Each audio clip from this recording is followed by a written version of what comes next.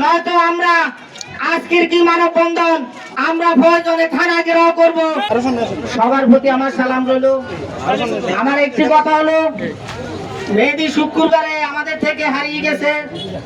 শনিবারে 10:30টায় আমাদের নাঙ্গলকোট থানা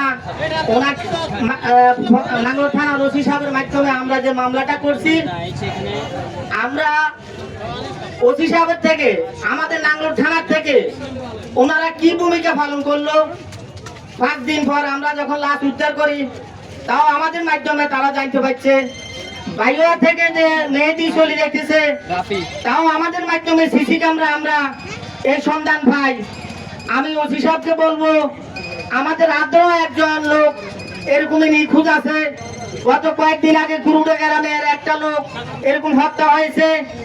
আমি অনুরোধ করবো, নোয়াপাড়াও একজন এরকম রিক্সা চালককে হত্যা করেছিল।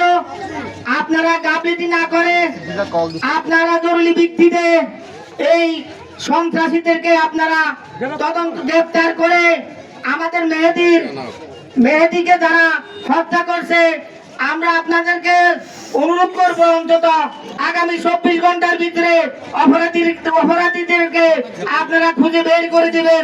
নয়তো আমরা আজকের কি মানববন্ধন আমরা প্রয়োজনে থানা ঘেরাও করব। যেখানে আমরা সেইখানে যাব।